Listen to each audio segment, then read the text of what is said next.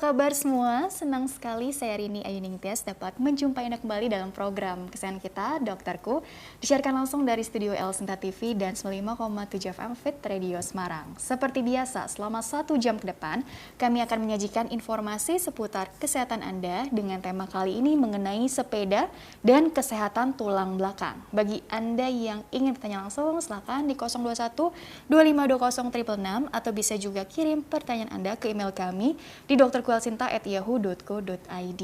Dan hari ini setelah sekian lama tidak berjumpa, kita kehadiran kembali dengan Dr. Charles Siagian, SPOTK Spine. Beliau adalah dokter spesialis ortopedi dan traumatologi konsultan tulang belakang dari Rumah Sakit Tebet, Jakarta. Kita sapa dulu Dr. Charles yang sudah hadir di samping saya tentunya. Dr. Charles, halo, apa kabar, Dok? Halo. Kabar baik ya, Dok? Kabar ya? baik. Good. Dokter udah lama nih nggak berjumpa. Terakhir sepertinya 2 tahun lalu kali 2 ya? tahun yang lalu. 2018 deh, ya. atau 3 tahun lalu ya? Aduh, oke deh. Iya. Intinya sekarang senang sekali bisa berjumpa kembali dengan Dr. Charles, mau gali ilmunya gitu ya, Dok ya, ilmu Iya. dokter tentang apa sih kaitan sepeda dan kesehatan tulang belakang. Karena kan kalau menurut pengamatan aku pribadi gitu ya, sejak ada pandemi COVID-19 ini kan banyak orang-orang yang butuh hiburan gitu ya, Dok ya. Kok betul. yang main sepeda ini makin banyak gitu ya, Dok ya. Banyak Misalnya sekali. aku perhatiin di Jalan Sudirman gitu kan, kalau malam-malam juga banyak gitu ya, Dok ya. Kan sering lewat tuh. Nah, intinya ketika mereka bersepeda, tapi ada juga beberapa orang yang mengeluh setelahnya kok ada mengalami yang namanya nyeri-nyeri di area tulang belakangnya gitu. Kok bisa sih, Dok? Artinya kan kita kan berolahraga mau dapat kesehatan, mau dapat untung gitu ya, Iya. Dok. Kok malah jadi buntung, malah dapat masalah baru gitu ya, Dok ya. Iya, Apa betul. kaitannya sebetulnya? Apakah salah cara bersepedanya? Silakan, Dokter. Iya, betul. Buat pemirsa El Sinta TV, ini topik yang menarik ya, karena saat ini banyak sekali olahraga sepeda itu populer sekali di masyarakat ya. Baru-baru ini kita bahkan mendengar ada yang kecelakaan Iya, Dok. sampai tertabrak ya karena sepeda. Jadi animo masyarakat sangat besar. Jadi banyak orang dengan keluhan tulang belakang dianjurkan untuk berolahraga sepeda. Jadi terapi juga. Jadi terapi juga, karena sepeda itu sebenarnya olahraga yang tidak banyak merugikan atau tidak high impact atau bagaimana? iya, karena dia tidak banyak ada axial loading ya, tekanan ke bawah, sehingga cenderung lebih aman. Namun demikian ya, tidak semua sepeda cocok untuk orang-orang juga yang punya keluhan tulang belakang. Oh, kan ada sepeda gunung gitu ya. Betul. Sepeda lipat itu Jadi, kan makin banyak tuh trennya. Trennya kan ada yang road bike ya. Sementara dia punya keluhan sakit punggung. Bila dia membungkuk, punggungnya sakit. Oh, iya sih. Nah, untuk yang seperti itu kan tidak cocok pakai road bike ya. Atau sebaliknya, dia ada pasien dengan keluhan tulang belakang, dengan dia tegak malah sakit. Malah dia lebih enak membungkuk. Itu pun tidak cocok. Jadi tadi yang seperti disampaikan, memang ya jangan sampai kita ingin sehat, Ikut tren juga misalnya. ikut tren juga malah jadi Dapat sakit. masalah baru gitu ya, Betul. Dok ya. Intinya sih sebetulnya berarti kan sepedanya ini sudah tepat atau belum sih dengan mungkin bukan postur ya, Dok ya, dengan profil kita gitu ya. Artinya Iya. kan disesuaikan dengan kebutuhan. Kalau kita bisa milih sendiri sih enak ya, tapi kan ada juga yang minjem punya kakaknya, Betul. minjem punya bapaknya, Iya. adiknya gitu. Jadi kadang-kadang ukurannya nggak sesuai sehingga itu mungkin jadi permasalahan tersendiri juga begitu ya, Dok Iya, ya. betul sekali. Jadi sebetulnya mengapa sih bisa sampai timbul nyeri gitu ya, Dok ya? Intinya kan tadi posisinya ada yang kalau membungkuk malah bermasalah, tapi kalau tegak malah ya itu. Jadi intinya kalau dilihat dari anatomis gitu ya, Dok ya, tulang belakang itu sendiri kan dari leher sampai area pinggang ya, Dok ya. Iya. Itu kenapa bisa jadi ada problem terus? Ini kebetulan saya bawa nih ada peraga ya, Alat ini peraga. tulang belakang.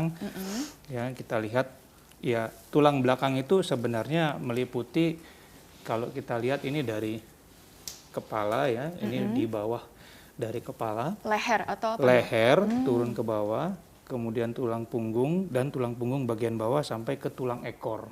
Ya, ini prinsipnya, ini tulangnya, ini tuh pondasinya. Kalau kita bangun bangunan itu ya inilah rangka-rangkanya. Yang pondasi gitu ya? Iya, sebenarnya tulang belakang itu meliputi itu. Yang merangkai tulang belakang ini sehingga dia tetap dalam keadaan seperti ini adalah namanya ligamen. Ya, ligamen-ligamen yang menghubungkan antar tulang itu. Kalau nggak ada ligamen, tulang ini pasti ambruk dia, jatuh gitu ke bawah. Jadi ligamen inilah yang tadi. Iya, kemudian dia ada di tengah-tengah antara kedua tulang. Kalau kita lihat ini ada namanya bantalan, diskus namanya. Itu kayak shock breaker-nya pada mobil. Shock breaker. Jadi pada saat ada axial loading, tekanan ke bawah, tekanan aksial, itulah dia sebagai shock breaker-nya. Nah, kemudian di luarnya lagi itu ada otot.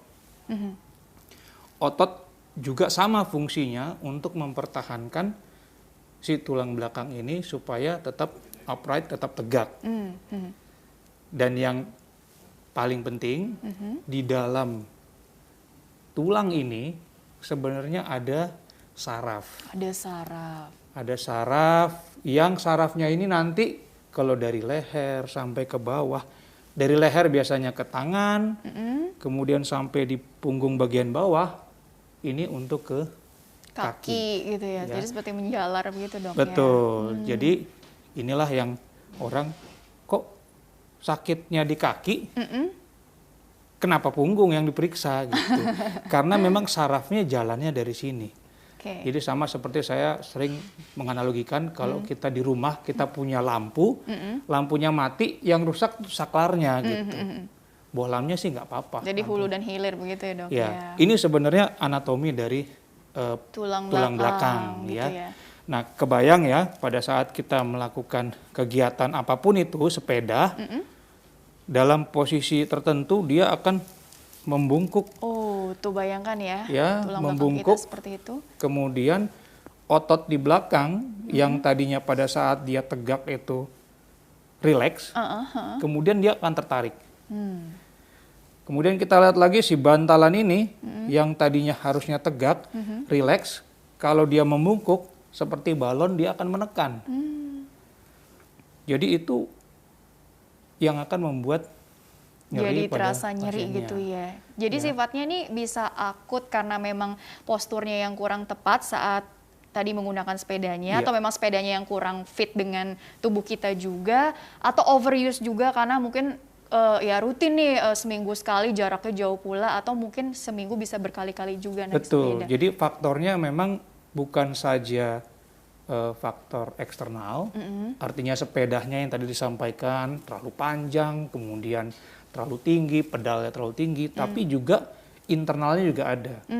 Kalau pada yang normal, yang sehat sih sebenarnya nggak terlalu masalah. Tapi kalau pada orang-orang sekarang kan tidak mengenal umur ya.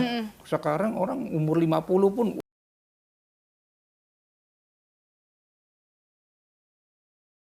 kan. Oh, degeneratif gitu ya dok? Iya, degeneratif tadi. Jadi kita memang dalam topik ini, pembahasan ini kita ingin harus kita lihat apa faktor-faktor itu sehingga kita tahu mana yang cocok, sepeda mana yang cocok, kemudian bagaimana cara mengatasinya. Apalagi kan bersepeda ini kan dilakukan oleh semua kalangan usia ya dok, ya tidak hanya orang dewasa tapi usia anak-anak, remaja gitu, usia-usia produktif juga pada umumnya ya dok ya. Jadi jangan sampai di usia muda kok sudah timbul keluhan-keluhan yang sebetulnya ini kan akut ya. Kalau akut mungkin pikirannya diistirahatkan bisa sembuh gitu ya dok ya. Tapi apakah bisa berlanjut jadi jangka panjang sehingga timbul masalah yang lebih kompleks atau lebih serius lagi penanganannya juga begitu dokter? Ya tentunya akut itu kan kalau memang sebelumnya sudah diawali oleh tadi saya bilang faktor internalnya, mungkin dia sudah ada basicnya, sudah ada degeneratif itu proses yang mendasarinya. Iya, yang mendasarinya tentunya dari akut akan jadi kronis lama-lama. Makanya tadi yang penting itu adalah bila kita memang sudah tahu kita mempunyai masalah, kita harus ya harus langsung kita atasi gitu. Pilih-pilih sepeda yang tepat Pilih juga. sepeda, artinya waduh nih saya udah nggak mungkin nih pakai road bike nih, sakit sekali. Kadang ada yang memaksakan, ya walaupun ya yang penting gaya kan. Keren gitu. Ya yang penting keren gitu. Wah saya udah 50 tahunan, saya masih pakai road bike, keren. Road bike saya diangkat-angkat gitu kan, ringan gitu.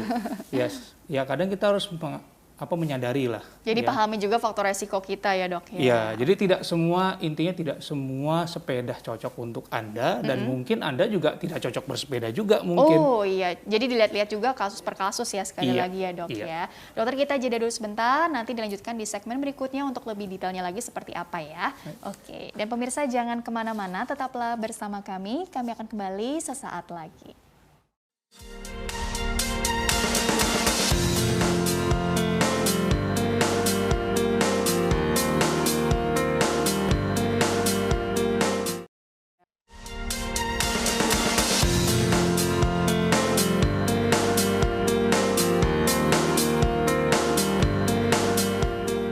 Ya pemirsa, terima kasih Anda masih bersama kami di program Dokterku. Masih membahas mengenai sepeda dan kesehatan tulang belakang bersama dengan Dr. Charles Siagian SPOTK Spine, dokter spesialis ortopedi dan traumatologi, konsultan tulang belakang dari Rumah Sakit Tebet, Jakarta. Bagi Anda yang ingin bertanya silahkan di 021-2520-666 atau kirim pertanyaan Anda melalui email kami di drkuelsinta@yahoo.co.id ya. Dr. Charles lanjutkan kembali. Jadi tadi di segmen awal dokter bilang kan, artinya kalau orang yang memang penderita, pasien atau penyandang gitu kan masalah tulang belakang, tentunya kan ada beberapa olahraga yang dianjurkan untuk membuat keluhannya atau nyerinya barangkali mereda gitu ya dok ya. Katanya aktivitas yang dianjurkan itu salah satunya adalah bersepeda. Tapi mungkin sepeda yang seperti apa juga yang cocok untuk masing-masing pasien, ataupun nggak semua kondisi tulang belakang, masalah tulang belakang juga bisa diatasi dengan atau dikurangi keluhannya dengan bersepeda begitu dokter. Kira-kira bagaimana tanggapan dokter pribadi? Ya, jadi bersepeda itu sebenarnya prinsipnya baik untuk penderita nyeri pada tulang belakang. Tapi tidak semua penderita nyeri tulang belakang itu juga cocok dengan satu tipe sepeda. Ya.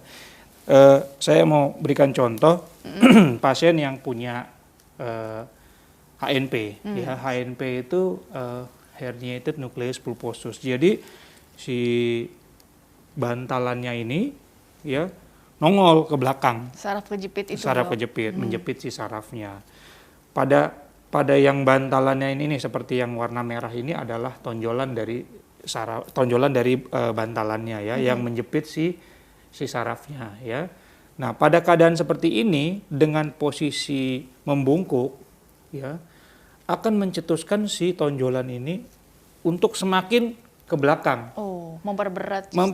Jadi dia seperti balon. Kalau ditekan dari sisi depan ini, tonjolannya makin ke belakang. Mencuat keluar gitu ya dok? Iya. Pada keadaan yang seperti ini tidak cocok memakai sepeda balap atau road bike ya, yang sepeda posisinya balap dan road bike tuh membungkuk. Ya, dia pasti akan lebih nyeri. Oh iyalah ya, kebayang deh. Betul. Kemudian pada orang dengan ada juga jepitan saraf, tapi jepitan sarafnya itu dari bagian belakang. Oh, lokasinya beda ya? Dia justru lebih enak dengan posisi membungkuk. Ya, biasanya memang pada orang tua nih, yang di belakang sini nih, ya namanya lumbal stenosis namanya. Ya. Lumbal stenosis. Jadi dia lebih enak justru dengan membungkuk. Dengan sepeda mountain bike yang posisinya tegak, dia malah nyeri. Iya ya.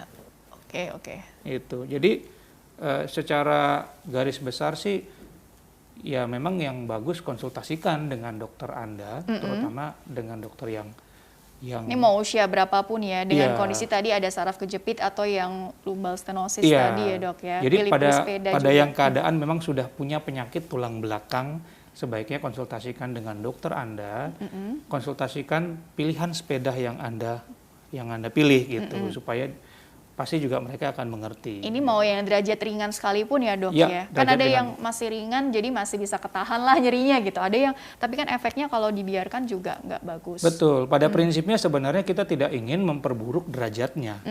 Kalaupun derajatnya masih ringan, tonjolannya masih kecil, ya sebenarnya kalau bisa jangan sampai bertambah tonjolannya. Jadi alihkan olahraganya mungkin yang lain gitu, Dok? Sepeda, tapi Tipenya sepedanya yang aman yang bagaimana, ya dokter? tadi buat yang HNP lebih baik yang upright, yang tegak.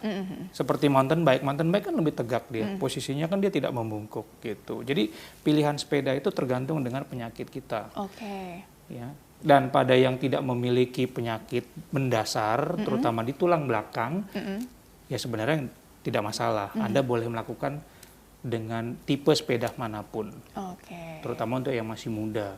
Kalau yang mungkin untuk lebih amannya gitu ya, saya pakai sepeda statis aja barangkali gitu. Itu artinya memberikan efek yang sama nggak sih untuk meredakan nyerinya? Atau memang bagusnya tadi ya nggak apa-apa keluar, tapi dipilih sepeda yang memang sesuai dengan kondisi Anda gitu, supaya mungkin lebih aktif bergerak juga, dan harapannya kan mungkin koordinasi antar otot gitu ya, itu bisa pengaruh ke kesehatan secara umum gitu, barangkali ada kaitannya nggak, Dok? Nah, sepeda statis juga itu sebenarnya kan hanya sepeda yang bergerak dan sepeda yang tidak bergerak, statis tidak bergerak. Tapi dari posisi tetap sama. Sepeda statis juga kalau sekarang kita lihat di pasaran, sama posisinya ada yang membungkuk. Tapi buat pasien-pasien tadi yang saya sampaikan dengan HNP, sepeda statis pun tidak boleh membungkuk. Jadi dia pilih sepeda statis kalaupun ingin di rumah, sepeda statis yang tidak membungkuk. Ada namanya recumbent bike. Jadi dia posisinya duduk tegak, ya hanya goes saja gitu. Tapi duduknya tegak posisinya. Soalnya kalau membungkuk ya bayangkan tadi bantalannya jadi semakin terasa nyeri gitu ya, Iya, keluar jadi, gitu ya, Dok ya. Jadi karena saya nggak boleh, kata dokter nggak boleh, saya pakai sepeda statis. Tapi sepeda statisnya tetap aja yang membungkuk yang nggak ada gunanya gitu. Jadi statis atau dinamis itu sebenarnya hanya instrumennya aja, dia jalan sama diam. Tapi prinsipnya banyak juga yang sepeda statis yang membungkuk gitu. Itu jadi itu pemilihan sepeda gitu yang tepat untuk kondisi masing-masing pasien. Namun apabila mungkin ini kita bicara di luar yang HNP atau yang lumbal stenosis tadi ya, Dok ya. Ketika seseorang lah nggak ada keluhan, yang belum ada keluhan gitu ya, tapi setelah bersepeda tadi kok malah timbul ada nyeri keluhan, gitu, ada keluhan. Nah, itu bagaimana evaluasinya gitu ya, Dok, supaya ya ini mendingan gitu gejalanya dan tidak kambuh atau berlanjut begitu barangkali. Iya, pada usia muda, mungkin usia 17 tahun ya, saat ini mungkin usia remaja atau bahkan yang sudah kuliah ya 20 tahunan, mungkin tidak ada penyakit penyerta, tulang belakangnya masih oke, semuanya baik gitu, tapi kok nyeri gitu. Tadi sebenarnya faktornya tuh nyeri di tulang belakang itu ada banyak ya. Satu tulangnya. Pada usia muda nggak mungkin lah tulangnya biasanya baik, kecuali kalau dia punya penyakit. Kemudian dua bantalannya, ya bisa saja bantalannya juga sudah mulai terjadi degeneratif atau dini sekali bahkan dong. Di usia dini, ya bisa saja karena mungkin dia sebelumnya punya riwayat trauma. Kemudian yang ketiga ligamennya, ya ligamen pada beberapa orang, ya.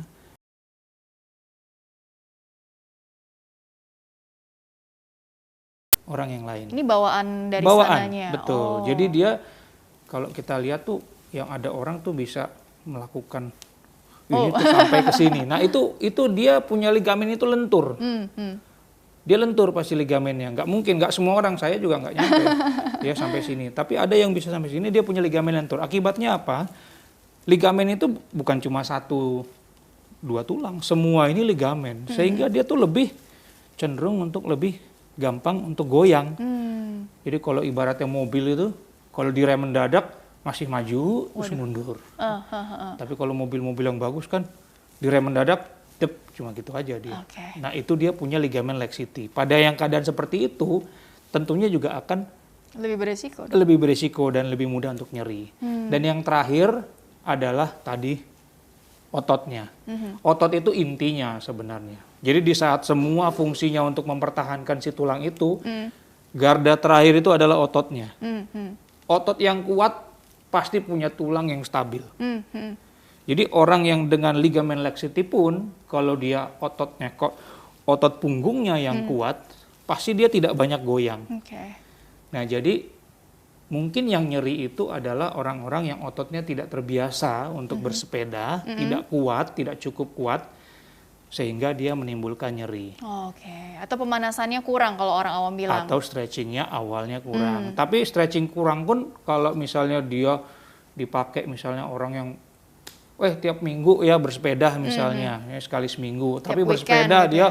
mau langsung 50 kilo, langsung berapa ya tentunya sakit. Iya, kaget dong ya. Kaget. Jadi dia mungkin belum cukup kuat atau belum cukup baik untuk membentuk otot punggungnya. Oke, jadi tadi evaluasinya detail juga ya dok ya, apa masalahnya di mana, di tulangnya, bantalannya, ligamennya, atau di mananya tadi Atau ototnya ototnya terakhir. gitu ya dok ya. Iya. Jadi intinya kan kita nggak mungkin, bukan nggak mungkin sih, artinya jarang lah yang memikirkan sampai sedetail itu gitu ya Iya. dok ya. Lantas kalau memang ini sudah nyerinya sudah berlarut-larut tuh artinya sudah berminggu-minggu, atau mungkin kalau dalam waktu singkat itu kan berarti kita bisa istirahatkan ya dok ya. Iya. Kan ada metode yang Betul. RICE itu efektif juga nggak sih dok untuk kasus seperti ini? Ya, kalau pada prinsipnya ya setiap ada nyeri ya, itu adalah mekanisme tubuh. Alarmnya tubuh kita Alarm. untuk kasih tahu, hey manusia, ini saya ini sedang kelelahan nih, gitu. Dia tuh alarmnya Overuse adalah mungkin. nyeri. Jadi nyeri itu sebenarnya tidak selamanya buruk, ya. Justru dia ada penanda, Oke. pengingat lah buat kita. Alarm tadi dokter bilang. Alarm untuk apa? Untuk beristirahat. Either itu apakah itu ototnya, apakah itu bantalannya, apanya itu, pokoknya dia lagi ada bermasalah, istirahatlah dulu. Paling tidak 5 sampai 10 hari lah. Sampai fase-fase akut atau fase-fase awal peradangan itu selesai. Untuk mengurangi nyerinya sendiri ada metode khusus atau cara khusus Ya untuk sebenarnya kalau nyerinya masih bisa kita tahan sih nggak apa-apa. Yang penting istirahat, jangan aktif dulu untuk melakukan kegiatan-kegiatan, terutama kegiatan yang melibatkan tulang belakang. Apa itu? Jangan angkat-angkat yang berat dulu, Sementara. jangan membungkuk, tidurlah dengan telentang, duduk juga jangan terlalu lama duduk, karena duduk itu juga membebani tulang belakang ya. Istirahat dulu aja. Ya, minum obat juga kalau nggak perlu nggak usah. Kalau memang tidak sakit sekali ya nggak usah ketemu dokter, juga istirahat saja dulu. dipijat atau mungkin Jangan, kompres? istirahatkan aja dulu. Diamkan saja gitu. Diamkan dulu. Oke. Jadi setelah ya mungkin 1 minggu, 10 hari nyerinya tidak hilang, barulah Anda berkonsultasi ke dokter. Ya. Setelah konsultasi ke dokter, evaluasi, diagnostik, mungkin diberikan obat-obat. Kalau diberikan obat masih belum sembuh juga, mungkin dilakukan pemeriksaan X-ray, ya, dan berlanjut bahkan lagi. kalau masih terus mungkin sampai MRI ya, untuk lihat tulang belakangnya. Nah, tempatnya tadi yang disampaikan pijat, apa segala macam sebenarnya ada, selalu ada tempatnya untuk itu. Tapi setelah kita melakukan diagnostik atau kita yakin masalahnya memang cuma otot, Iya, kalau memang otot silakan. nggak apa-apa ya. Iya, mau dipijat nggak apa-apa. Tapi kalau yang ternyata yang lain-lain, nah ini kan takutnya malah jadi beresiko tadi ya Betul, dok ya. betul. Oke, dokter kita masuk ke pertanyaan dari email dulu ya dok ya. Oke, yuk. Nanti bisa diberi tanggapan satu persatu. Oke, jadi bagi pemirsa yang ingin bertanya via email, silakan kirim saja pertanyaan ke email kami di drkuelsinta@yahoo.co.id. Format lengkap di bawah ini, nama, usia Anda atau usia orang yang ditanyakan serta tempat tinggalnya ya. Baiklah, ini pertanyaan pertama dari Ibu Yunita Rismawati. Usia 58 tahun dari Ciputat, Tangsel, Tangerang Selatan.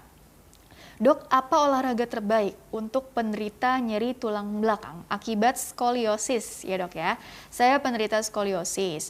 Tinggi badan 157, berat badan 57. Sejauh ini tinggi badan 157 cm, berat badan 57 kg ya. Sejauh ini tidak pernah ada keluhan signifikan di tulang belakang saya. Nah, untuk olahraga saya rutin bersepeda statis atau di luar rumah hingga jarak 10 km gitu ya dok ya. Pertanyaan saya, apakah olahraga ini bagus untuk diteruskan untuk penderita skoliosis maksudnya, atau apa saja yang perlu diperhatikan dok untuk penderita skoliosis gitu. Terima kasih dokter gitu. Bagaimana dok?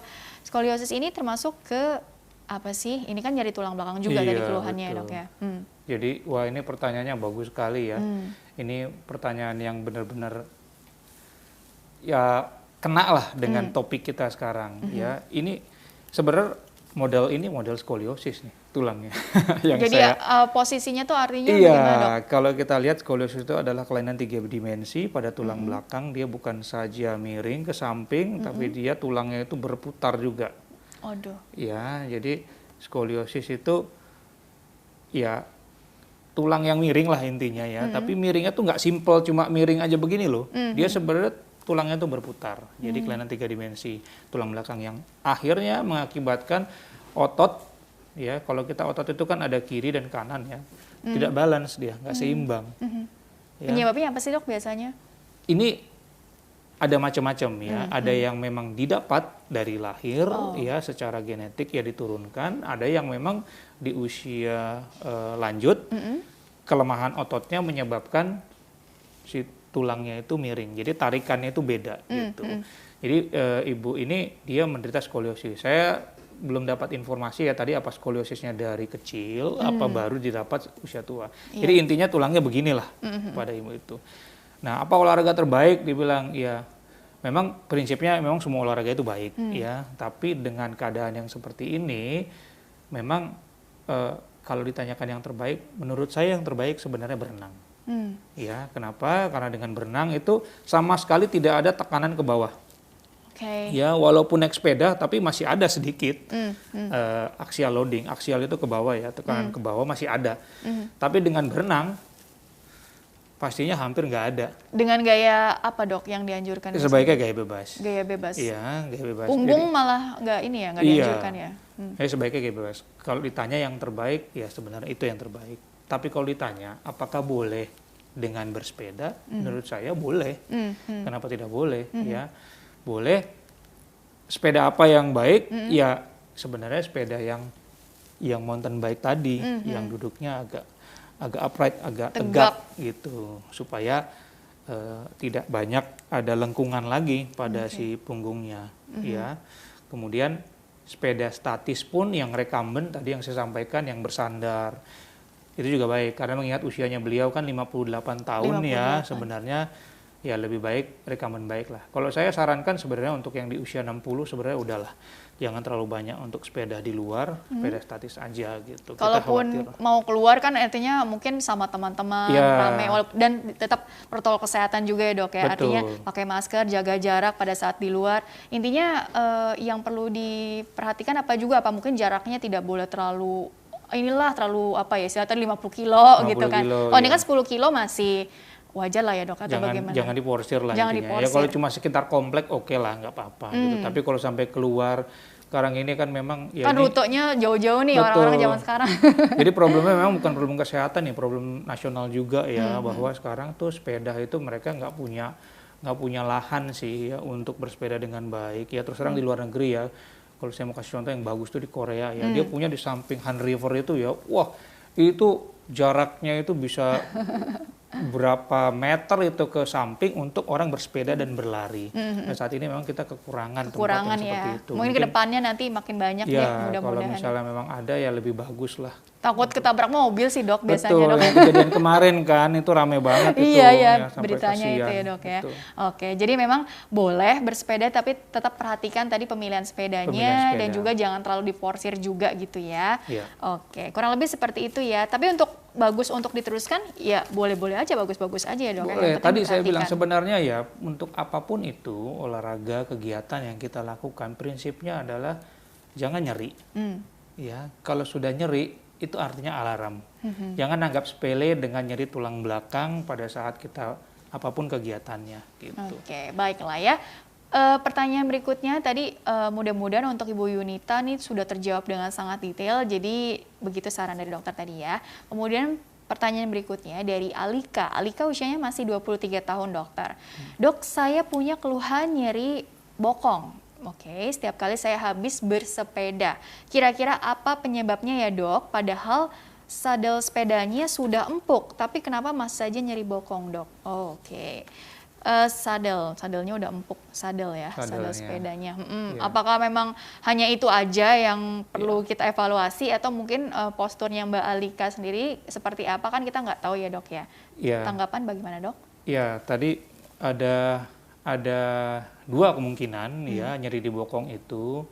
Nyeri di bokong yang benar-benar ototnya, kalau ini otot bokong, ini kan bokong ya. Ya. Apa memang ototnya yang nyeri bokongnya atau nyeri yang menjalar dari bokong. Nyeri yang menjalar dari bokong. Iya, jadi ada dua. Satu, dia localize, hanya di sekitar bokong, atau ada penjalaran. Ke kaki gitu? Ke kaki, betul. Kalau dia localize, hanya di sini, kemungkinan ototnya. Otot-otot bokong, itu kan ada banyak. Ya. Nah, kemungkinan yang kedua, kalau dia ada penjalaran ke bawah, ke kaki, artinya itu dari sarafnya. Tadi yang saya sampaikan, saraf yang di sini nih.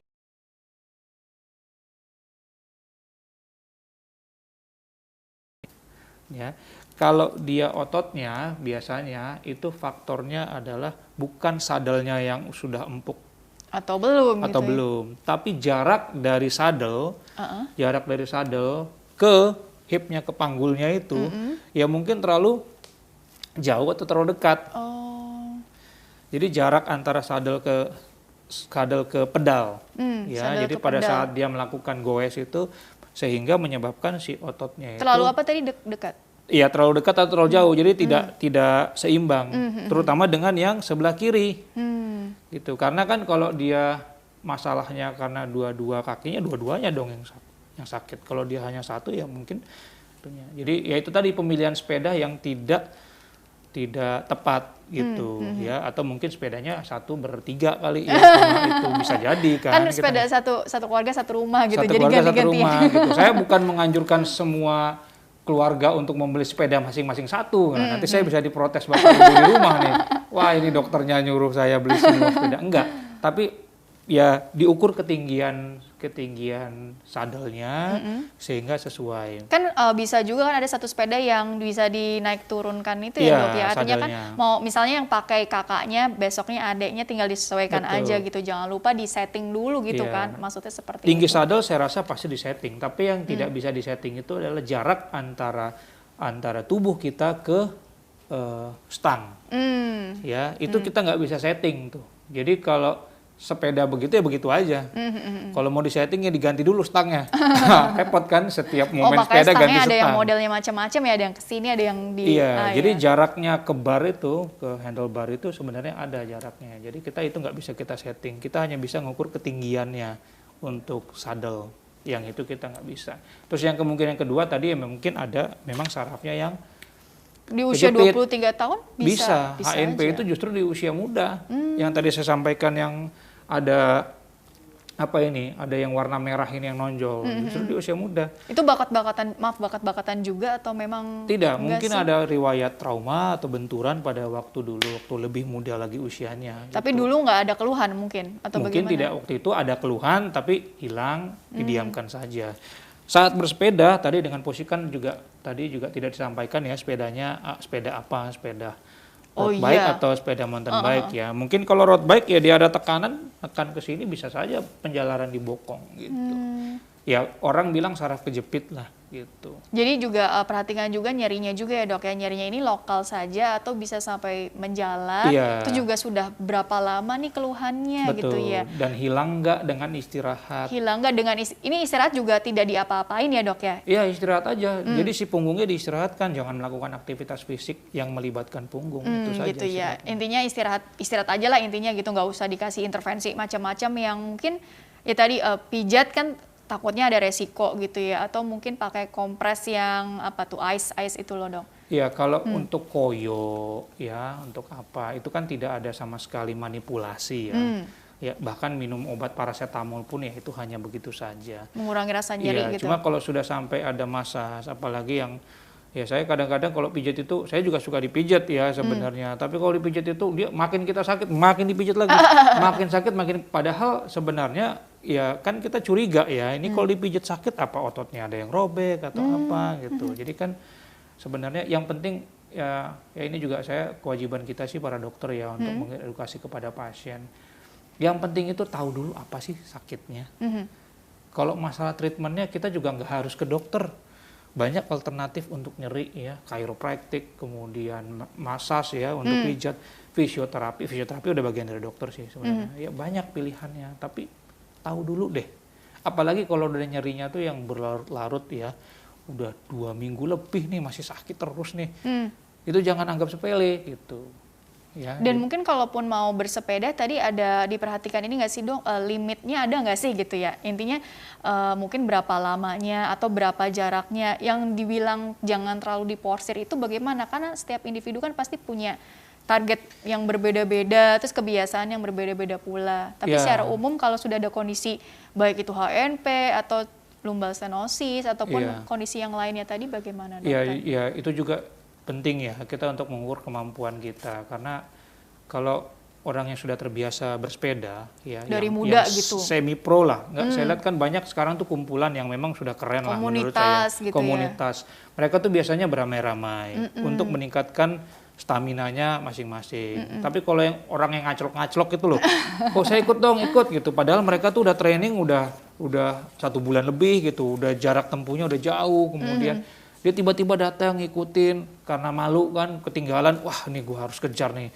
Nah diporsir itu, tadi ya? Iya, akhirnya overtrain gitu. Akhirnya dia tuh overtrain ya? Iya, kemampuan ya di luar kemampuannya lah gitu. Jadi dia memaksakan, intinya itu sih. Jadi kita harus sadar juga gitu sebagai manusia tuh walaupun sama-sama kita usianya sama, tapi kemampuannya mungkin berbeda ya, nggak semuanya sama ya. Itu udah gifted loh. Itu sama kayak tulang belakang ya. Tulang belakang itu tadi saya bilang ada orang yang ligamennya lentur. Ya, aduh, saya kok lentur dok, kenapa saya dapat gini? Saya punya pasien begitu ya. Loh, ya itu juga merupakan satu kelebihan juga gitu. Sebenarnya kalau dia ligamennya lentur, dia disuruh jadi pesenam, mungkin dia bisa atlet nasional. Dia bisa lentur banget ya gerakannya. Kalau dimanfaatkan gitu ya dok? Iya, gitu. Jadi memang dilihat-lihat juga tadi kondisinya, artinya mengukur diri tadi ya dok ya. Artinya usia juga nggak jadi patokan ya, usia muda, usia maaf tua. Apabila memang kondisinya tidak memungkinkan ya jangan dipaksakan juga, karena tadi ada mengingat komplikasi gitu ya dok ya. Wah benar, ada pimpinan memang saya, bos saya ortopedi ya, itu 64 years old, ya 64 tahun, dia bisa melakukan pull up ya itu 13 kali. Dokter ortopedi, ya dokter Henry Suendra. Oh halo dok. Dia wah itu kaget deh, oh ini kok bisa ada kayak begitu. Coba lihat di YouTube segala macam ya, bisa ada yang kayak gitu. Jadi artinya, tapi dia melakukan itu bukan langsung gitu. Dia tuh melakukan latihan yang luar biasa intensif yang saya pun nggak bisa ngimbangin beliau gitu kalau dia melakukan olahraga. Nggak sembarangan ya. Nggak sembarangan. Pasti ada jadi bisa saja gitu nanti. Semua orang tuh intinya kita bisa meningkatkan kemampuan aktivitas fisik kita, otot kita bisa kita maksimalkan, tapi harus dengan latihan yang intensif dan komitmen yang kuat. Yang kuat. Karena tadi perhatikan juga ya resiko komplikasi ya dok ya. Walaupun memang tidak mengancam nyawa kan, atau bisa juga gitu kalau ini dibiarkan terus lama-lama. Tergantung kasusnya juga sih tadi dok. Ya, mungkin. Ya kalau misalnya jepitan saraf kemudian dipaksakan terus makin dorong tadi yang saya bilang tuh si HNP-nya makin keluar mendorong sarafnya, ya akhirnya bisa terjadi kelumpuhan. Oh gitu. Iya, itu dia ya. Jadi harap lebih berhati-hati juga gitu ya. Oke dokter, kita jeda dulu sebentar, nanti dilanjutkan di segmen terakhir sekaligus closing statement dari Dr. Charles ya. Oke, baiklah pemirsa, jangan kemana-mana, tetaplah bersama kami akan kembali sesaat lagi.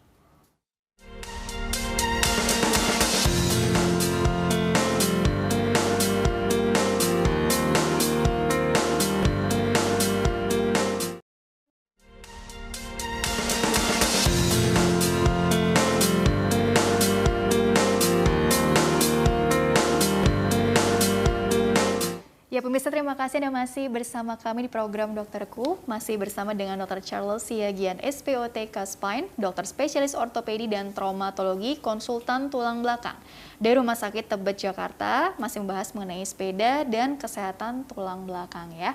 Dan Dr. Charles lanjutkan sebelum ke closing statement. Jadi sebetulnya sih kalau kita bicara bagaimana sih mencegah supaya tidak terjadi nyeri di area tulang belakang kita jika kita ingin bersepeda, ini berlaku bagi semua orang ya, khususnya juga buat yang mungkin sudah ada problem dan dianjurkan untuk bersepeda, sepedanya ini sudah dapat nih yang cocok gitu kan. Kemudian apa yang perlu dilakukan tahapan-tahapannya ya sebagai edukasi, kira-kira apa yang bisa dokter sampaikan di sini? Ya, untuk pemirsa Elsinta yang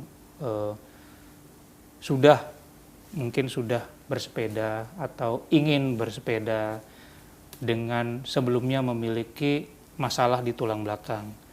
Yang pertama, memang konsultasikan dulu ke dokternya ya. saya yakin kalau pasien dengan tadi skoliosis, pasien dengan HNP, lumbar stenosis itu pasti sudah berkonsultasi dengan dokter tulang belakang, spine-nya, dimanapun rumah sakitnya. Saya yakin pasti sudah. Kalau belum, ya dia tahu dari mana dia punya sakit itu. Ya. Konsultasikan dulu ke mereka bahwa kira-kira apa olahraga yang cocok. Ya, sepeda itu salah satu yang cocok. Kemudian bila bersepeda pun tadi saya bilang kalau memang HNP dia nyeri pada saat membungkuk, ya jangan pilih yang road bike, ya pilihlah yang sepeda yang upright, yang ke atas ini, ya mountain bike misalnya. Kemudian pasien juga yang nyeri pada saat justru tegak begini, ya pilihlah sepeda yang membungkuk. Disesuaikan dengan kondisi kesehatan masing-masing. Betul, ya dengan skoliosis tadi saya sampaikan ya lebih baik yang tegak. Kemudian yang kedua, kalau memang belum punya sepeda, ya sebaiknya berkonsultasi dengan orang-orang yang paham akan sepeda. Biar nggak salah beli. Biar nggak salah beli gitu. Terutama untuk jarak sumbu tubuh kita ya. Baik itu jarak dari saddle, pedalnya, kemudian jarak ke handlebarnya, ke pegangannya, stangnya, ya. Itu harus disesuaikan, ya. Konsultasikanlah dengan para ahlinya. Kemudian yang ketiga, ya pemilihan sepeda itu juga sangat penting ya. Maksud saya kalau sepeda dengan ban lebih besar, lebih tebal bannya, ada shock breakernya, itu tentunya lebih empuk. Untuk pasien-pasien yang sudah tulangnya keropos, ya kebayang ya, kalau dia nggak ada shock breaker, bannya tipis, lewat jalan ajut-ajutan, waduh tulangnya duduk. Jalannya menanjak ya, gitu. Itu bisa naik sepeda, sebelum naik sepeda tinggi 175, setelah naik sepeda tinggi 160 kali. Gepeng dia ya, gara-gara ajut-ajutan. Ya, jadi pilih ban yang tebal, kemudian ada shock breakernya, supaya dia lebih lembut bantingannya.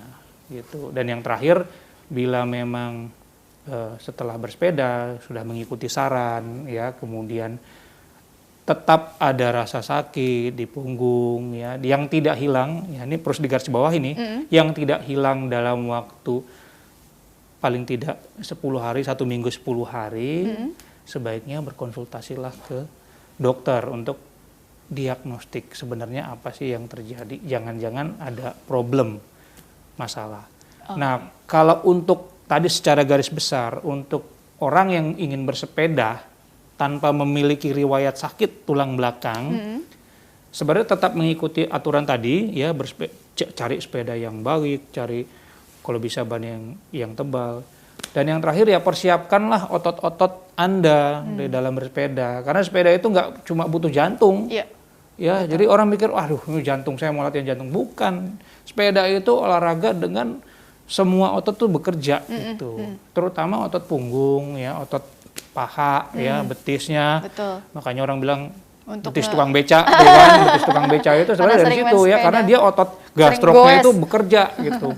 Ya, bukan cuma hanya jantung saja, latihlah itu, stretching, pemanasan di awal dan cooling down di akhir supaya ya ototnya itu tetap terjaga. Pemanasan pendinginannya jangan lupa juga. Betul, gitu ya. Ya, dan juga jangan, lagi protokol kesehatannya juga. Nah itu juga ya. yang paling penting, protokol kesehatan. Ya, saat ini kan banyak sekali ya kita lihat di jalanan juga ya, kalau bisa, bukan kalau bisa ya harus pakai masker, bawalah hand sanitizer ya kemana-mana, semprot tangannya setelah itu. Oke, gitu. Baik dokter, karena waktu juga yang terbatas, jadi closing statementnya singkat saja mengenai tema hari ini kepada kita semua. Silakan Dr. Charles. Ya, pemirsa Sinta, dari yang tadi harus saya singkat lagi ya ini ya.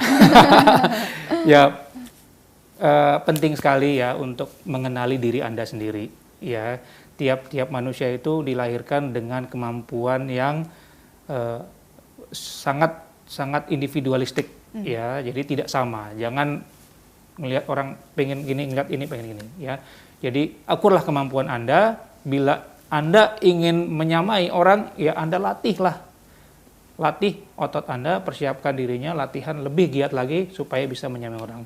Kemudian yang kedua, yang terakhir ini bila Anda mengalami tadi ya sakit, jangan menjadi dokter self-medication gitu. Saya bukan bilang Anda nggak bisa jadi dokter, tapi cobalah kalau telah beristirahat, kemudian sudah menunggu selama 7-10 hari, konsultasilah ke dokter. Setelah itu terserah Anda, karena itu nanti pilihan. Biarlah dokter nanti yang memberikan saran kepada Anda. Iya. Saya kira itu, dan selamat bersepeda, semoga tulang belakangnya selalu sehat. Amin. Oke, terima kasih Dr. Charles telah berbagi ilmunya di sini. Iya. Mudah-mudahan membawa banyak manfaat untuk orang banyak. Sukses selalu untuk dokter ya. Iya. Salam goes ya, Dok ya. Salam goes, betul. Oke, baiklah pemirsa. Terima kasih juga Anda telah mengikuti program ini. Saya Rini Ayuning Tias beserta seluruh yang tugas mohon undur diri dari hadapan Anda. Sekian dan sampai jumpa.